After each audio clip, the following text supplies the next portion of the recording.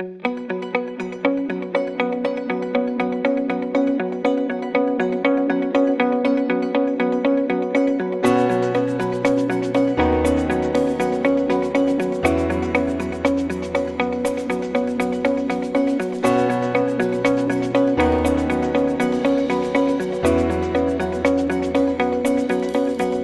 so this is we're going to call it a fireside chat type conversation. So this is very informal, and just as the president of the Chino Valley Chamber of Commerce, we're obviously very concerned about business and opportunities that are going to be happening for our businesses. And so that's going to be the gist of our discussion today, is focusing on business here in Chino Valley. And so the big thing is we have this inflation. Inflation is happening right now, pretty rampant. And what is your perspective on the Inflation Reduction Act and its further development?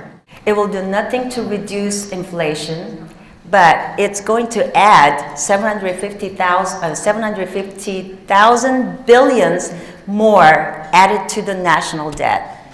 We are now looking at $32 trillion. Remember, before this IRA was passed, we had already used, or the Congress has used the reconciliation process to pass other spending bills that didn't have any pay-fors, which is what this one also does. So I'm concerned. It does nothing but increasing more inflation, causing more problems that is not going to be fixed because of this legislation. And also what it does is that it's going to, one of the key component of it, which is why in January, the first thing that we're going to do is to try to repeal this. Because the portion, not all, but portion of IRA that has given the IRS $80 billion to hire 87,000 more agents. Now, they are not coming after, as what they call it, the big corporation, or crack down on those individuals that are committing tax fraud. They're coming after you. This IRA is also, having half of the tax increases will be, burdening the individuals who are making, contrary to what the president says, no one under 400,000 income will be affected. Well, that's wrong. Fact checked 100 times. Everyone under making less than $400,000 will be affected. Everyone is going to be affected in every income category. So again, it's not an Inflation Reduction Act. It's an Inflation Expansion Act. Now I know that we had our Business Awards recognition dinner, and you were kind enough to present at that event. And we were talking very heavily about our Upskill Chino Valley program, and I know that's important for the folks that are in our room here. And we're working on that to tackle workforce development, leadership development, entrepreneurship development, and economic development in Chino Hills and the surrounding areas.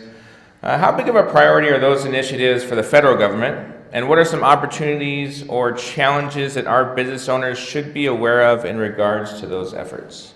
During that award ceremony, I believe that was one of my first chance to hear about the success.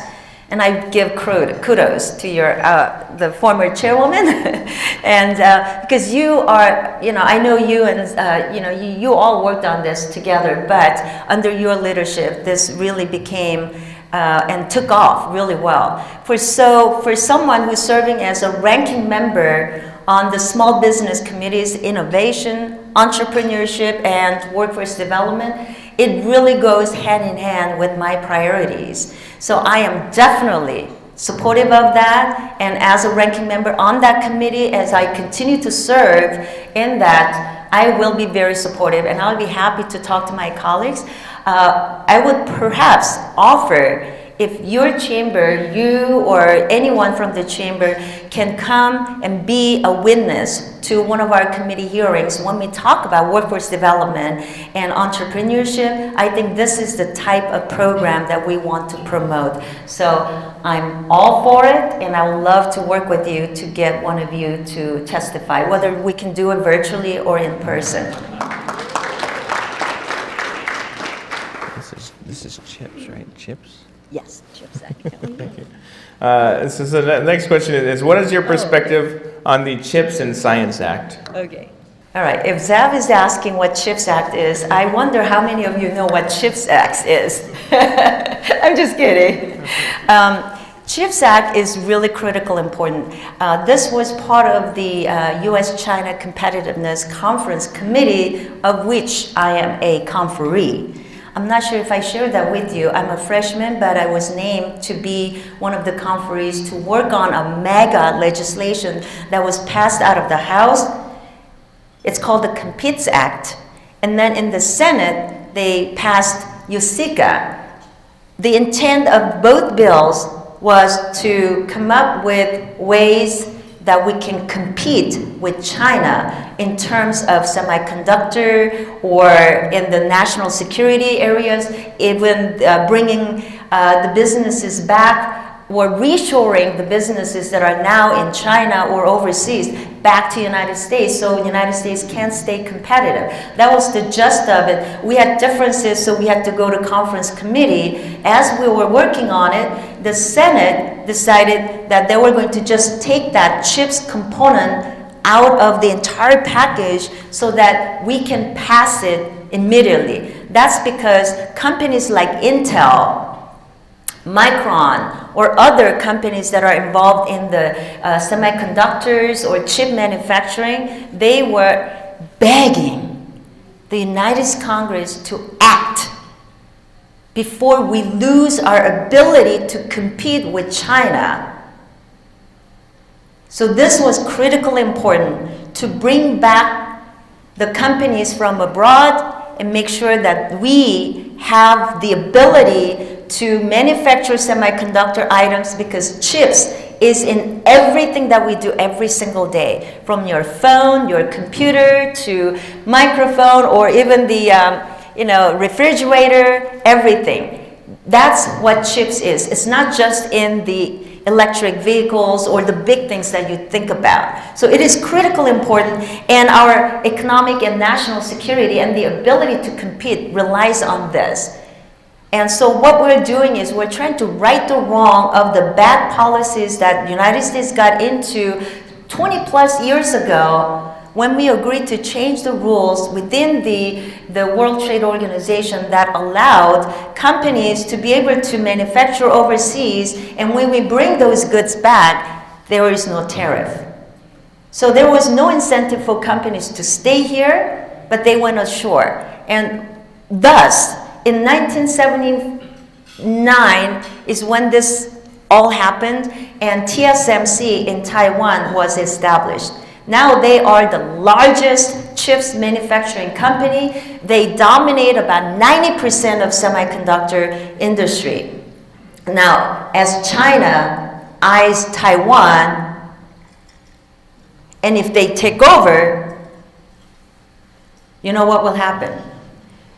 TSMC has been coming to United States Congress, talking to the members and saying, we want to invest more in the United States, but we need you to pass that bill as soon as possible. Allow us to invest more. And that's what other companies like Samsung and other countries that are part of the 90% dominance in this industry, that's what they've been telling us. So we're trying to right the wrong right now and giving them the incentive to stay here. And that's what CHIPS Act has done. And another one is Partnership for Energy Security and Innovation Act. That also was included because it does promote U.S. energy independence by fostering the private-public partnerships. So I got what I wanted in the bill, and I knew this was very, very important, so I was very, very happy to pass it. And again, it's about time that we right the wrong. Okay. Thank you very much. And then Renee and I attended a conference. Renee's our workforce development director over there. We attended a conference a couple of weeks ago. And at the conference, the California Labor Secretary, she shared that there is going to be billions of dollars of state funding and possibly $1 trillion of federal funding going towards better job initiatives, workforce development opportunities. What does our community or business community need to know about funding that's coming towards businesses so that we can be ahead of the game? First of all, thank you so much for attending conferences like that, because that's where we hear about the opportunities to get additional funds from our government, state or federal. Now, the funds that you're talking about from the California Secretary of Labor, I am unaware of it at the moment. If there is a federal funding that she's referring to, we will eventually find out about it. But it's in that implementation process where members of Congress can seek advice and also get more information. So I promise you that I will do that. And if this is the money that's going to be helpful for our region, I'll fight for it and work with the federal agency. In the LA County portion of the district, in 5760 Confluence Project, that has been the #3 bottleneck in the nation and #1 traffic bottleneck in the state of California. That project, they were trying to improve that bottleneck, have been working on it for a number of years, even when Ed Royce was in the office. I remember this. So he got the initial seed money to start that project. Now I came in, I want to finish that project. So I went to Department of Transportation and we asked for $30 million, and I believe we got $18 million of it to come back. We're continuing to fight for that to get the remaining so we can finish that 5760 Confluence project. That is also very important because that comes all the way out to where we are in Chino Hills. So it's, work like that, working closely with your federal representative. So if this is something that is going through the Labor Department and the money is available through the federal funds that Congress appropriated, I'm happy to work with you on that. But, think about it, there are a lot of money that's out there through the America Rescue Plan, or I should say America No Rescue Plan, because it's not rescuing America the way I see it. It just added $1.9 trillion more. And then there was the Build Back Broke Act that is not helping our economy build back, but it's, where. That also added $3.5 trillion. And now with the Inflation Expansion Act, another 750,000 or $750 billion. I know the numbers are so big. So those are adding to the national debt. So now, the monies are there even despite the Republicans voting against it. Well, if that's the case, you know what? I'm going to fight for it. And I'm going to try to bring back as much as we can for our region. If I don't fight for it, somebody else sitting on the Appropriations Committee or my other colleagues who are more influential because they are speaking out will get their money to their states. My job is to fight for those to come back to our state and to our region. You sit on the Problem Solvers Caucus. What are some of the things that the Problem Solvers Caucus is focusing on right now? Right now, our caucus is working to pass my federal legislation that I talked about to combat the organized retail crimes. The way the Problem Solvers Caucus works is that each member have the ability to bring our bills that we introduce, bring it to the caucus for their consideration to endorse the bill. If 75% of the entire caucus endorses my bill, then it has a better chance of getting it out through the committee process and get it on the House floor for votes, because it's a bipartisan bill. So improving the federal investigations on organized retail crime is one.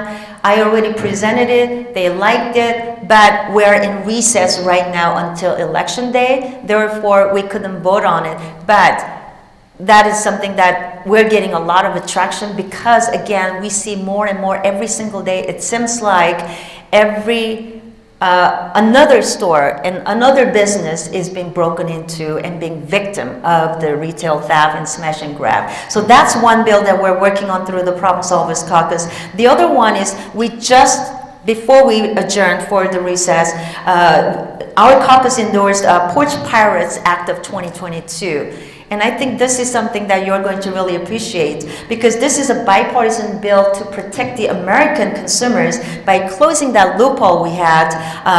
The Porch Pirates Act would apply the same penalties to the theft of USPS mail to the same theft of packages that were delivered by our private carriers like Amazon, FedEx, and UPS, and so forth. So that is going to be a game changer because we want to apply the same principles. So those are just some of the couple of things that I'm talking about, but our problem solvers have a lot of work ahead of us, and I'm really excited that we get to do this and come up with a lot of the bills that we can push through in a bipartisan way.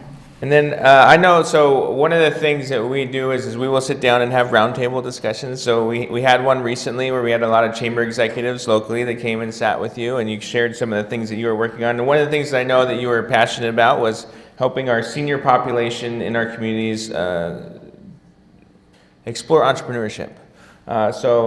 With that, I want to ask you a question is how are you working to promote entrepreneurship to our senior population, and how can the Chamber and or our business community help support those efforts? I've been focused on making sure that our small businesses have the resources they need, especially for the startup entrepreneurs. They need a lot of training and resources that they may not be aware of. And so federal government has the SBA, Small Business Administration, through which there are multiple ways that they can get support from SBDC. The SCORE program, for example, is one.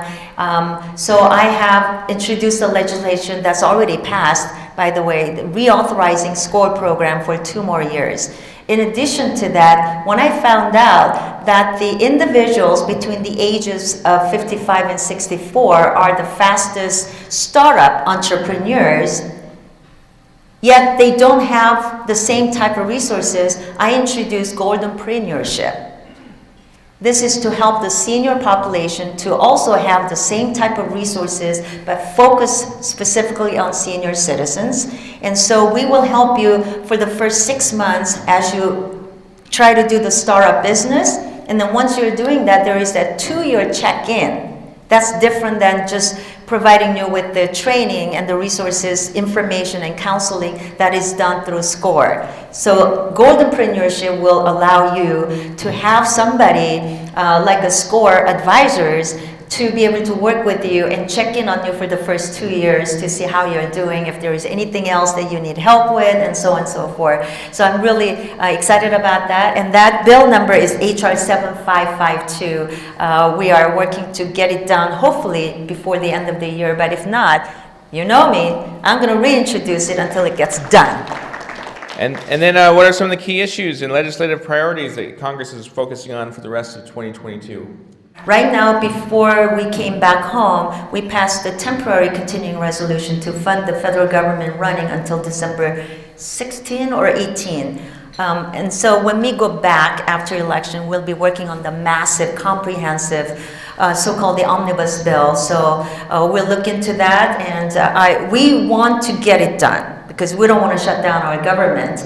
And we also want to start the new year on a clean slate because we're going to have a new leadership coming in. So that's number one. And then we're going to be funding the NDAA, National Defense Authorization Act. It is also done every year, something that gets passed. Regardless, you have to pass it because you cannot stop our defense and the ability to protect our nation. So NDAA is another one which our colleagues in Washington, especially our friends on the left, will be looking to inject any and all of their wish list into it because they know continuing resolution and NDAA are the 2 massive omnibus bills that needs to get passed, and they know it will get passed, so they will try to sneak in anything that they think is important, which we will fight tooth and nail to get out as many unnecessary bills possible. But those are the 2 things that's going to get done. Let's see what else. Secure 2.0 aimed at strengthening our, Americans' ability to save more, something that we may be lacking. So we are encouraging and working closely with the employers to encourage their employees to be able to save more by, like some employers already offer the matching funds. but we are also trying to increase that more through the Secure 2.0 legislation. And lastly, what I want to see happening before the end of the year is get my SBA, Cybersecurity Awareness Act, passed. It's now passed in the Senate, so we're just waiting for the final action to get it done. During COVID, when SBA was involved in rolling out those PPA loans and idle funds, we found that it was done so quickly when SBA was not equipped or have the infrastructure to roll out those millions and millions of loans. And so there was a lot of concerns about individuals' private information, businesses' information that is being compromised. As a result, SBA or small businesses are weary of doing business with SBA. And again, as we are dealing with cybersecurity, not just in the United States, but now this is the thing that we need to address across the globe. This legislation is badly needed right now. So again, we're in the final stages of getting that done, and I'd like to see that done as part of the last acts before the end of the year. Good. So if the Republicans take the House, what are some things that we should expect to be on the agenda? I promise you, this is really exciting. You saw our leadership, Kevin McCarthy and several of my colleagues. I couldn't join them because they changed the date of the rollout of the Commitment to America because we were being respectful for Queen Elizabeth, the funeral. Right? So the dates changed. I was in the district. It's more important for me to be here to be with you. So I wasn't there. But our Commitment to America is what we are going to really roll out. There are 4 pillars there, and that's exactly what we're going to work on. Under those 4 pillars, we're going to renew our American dream, renew American energy independence. We're going to secure our border, make our communities safe.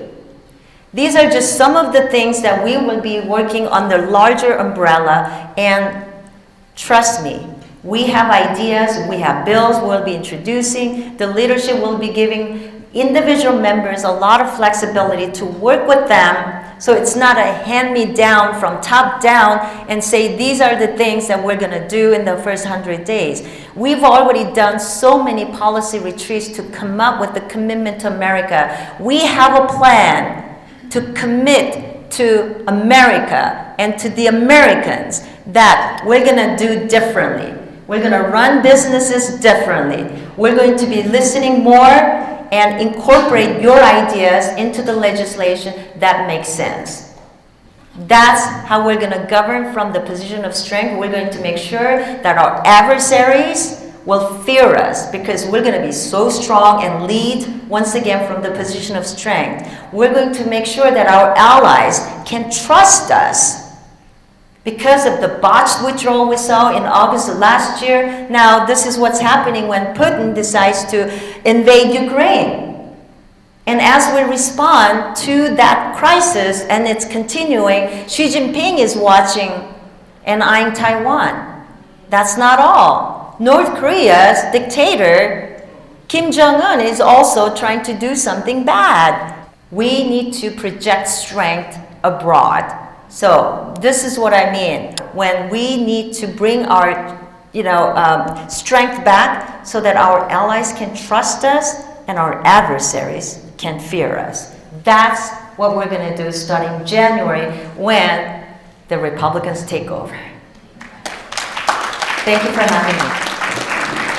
Thank you. And then this is the last question from our list. I know we put the index card, so we might have a couple of questions that we were able to go through on that. But when we talk about resources for small businesses or opportunities for small businesses, what are some of the opportunities or things that you think that our small businesses in this room should be aware of?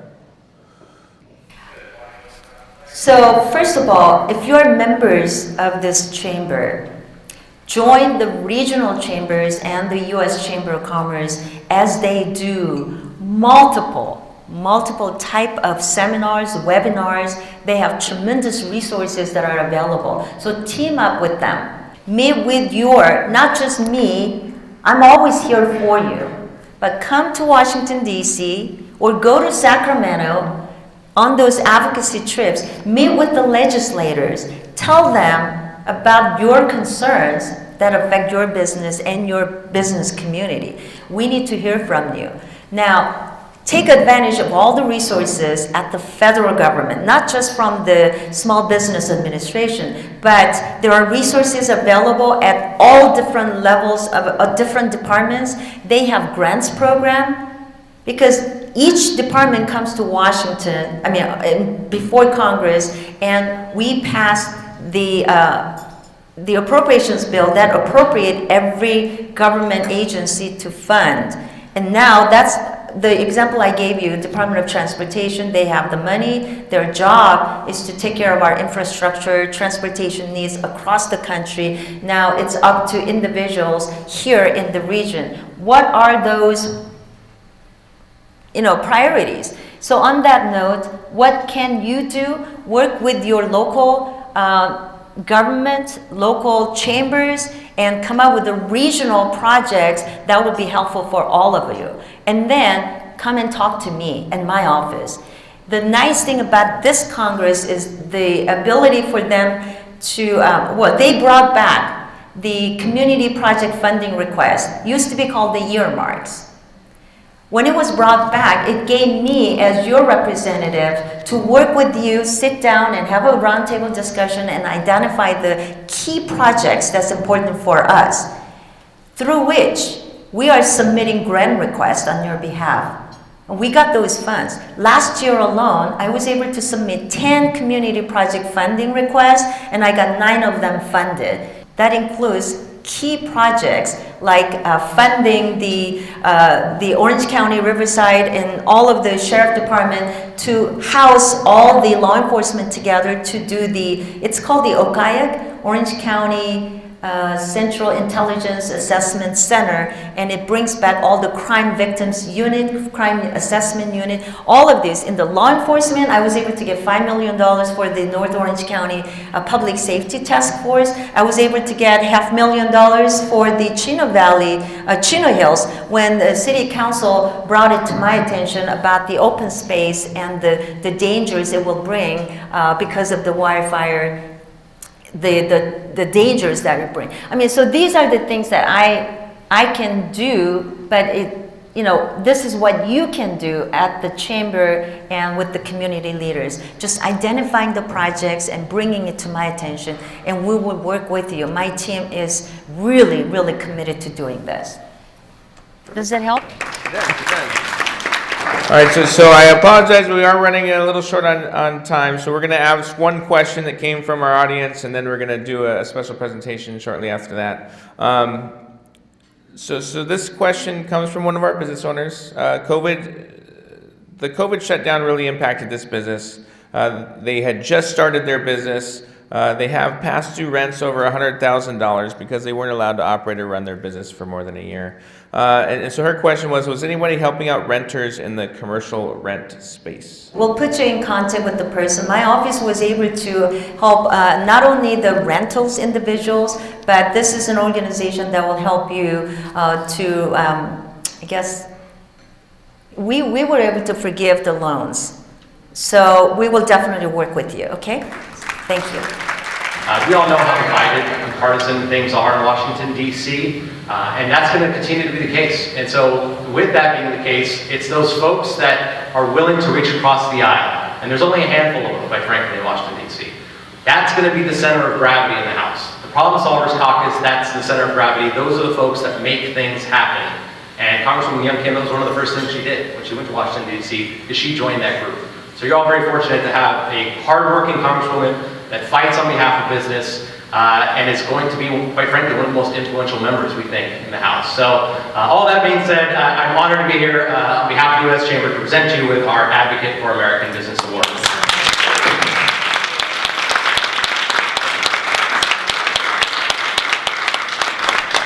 Bells are dropping. Don't forget to vote for Young Kim. Thank you very much. I really appreciate it. It's really an honor. It's really an honor to represent you, and to be able to work with you. I would love to do more of these type of events so I can come back and present you with a quick legislative updates. But when I'm not here, you can count on John to be able to come back and give you legislative updates. I know you meet on a monthly basis for that as well, right? Yeah, thank you very much.